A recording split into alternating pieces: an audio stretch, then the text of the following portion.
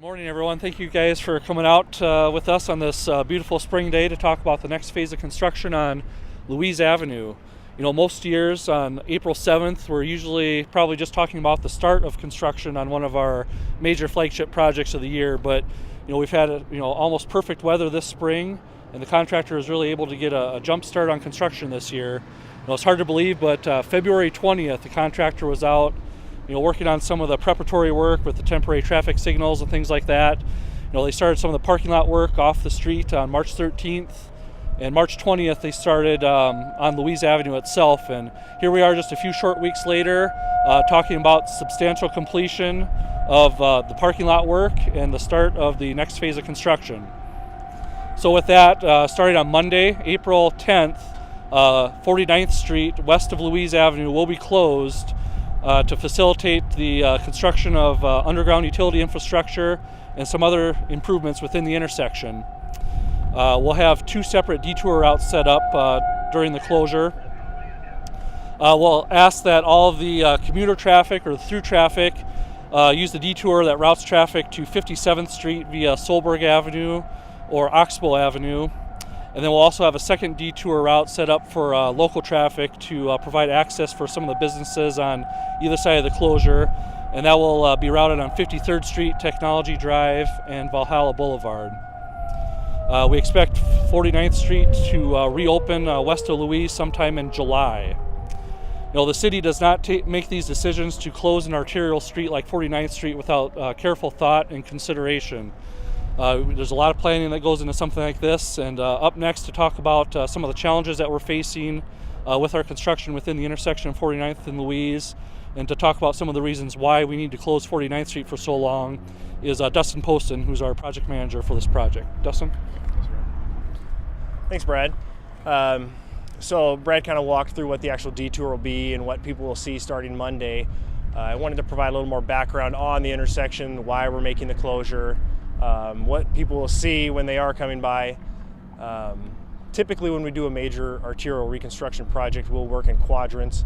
We'll do one corner at a time and work our way around, and many of you have probably seen that as you drive around town.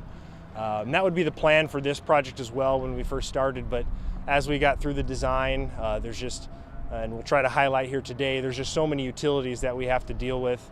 Existing utilities, future utilities, and there's just physically not enough room to do the work that we need to do safely within the intersection in a timely manner. So in order to highlight that, we actually, working with our consultant HDR Engineering, prepared an exhibit just trying to show just how many utilities crisscross through the intersection. What's shown on that exhibit is all the existing major city utilities shown in gray, the new water main, the replacement water main through the intersection shown in blue. We have sanitary sewer repairs in green, and then the purple, which you can see quite a bit of, is all the storm drainage replacement and upsizing that we'll be doing with this project.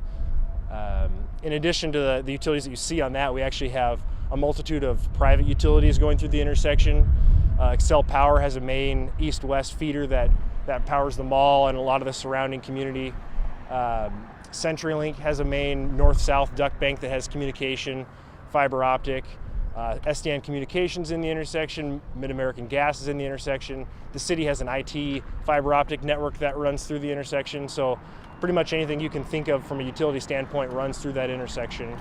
And it's not just the number of utilities and how close they are in proximation to each other. We also have just some massive storm drain pipe that we're putting in that just takes up a lot of room. Currently in the intersection right now, before we do anything to it, there's a 54-inch pipe and an 84-inch arch pipe that runs east from the intersection to the Big Sioux River. And with this project, we'll actually be replacing the 54-inch pipe with a new 144-inch wide by 60-inch tall box culvert through the limits of our project. And in order to tie everything together, we actually have to construct a 30-foot long by 14-foot wide junction box. And if you can imagine in that intersection, just the excavation that we'll need in order to do that work with all those existing utilities in there, there's just not physically enough room to get traffic safely by. So at that point, the decision had to be considered closing the intersection, and so ultimately that's what we decided to do in order to get it done in a timely manner and safely. So Brad mentioned the detour. We'll make sure that we have access to the businesses through here. It'll be signed. We'll have both a local detour for folks coming here and then kind of an overall detour for commuters.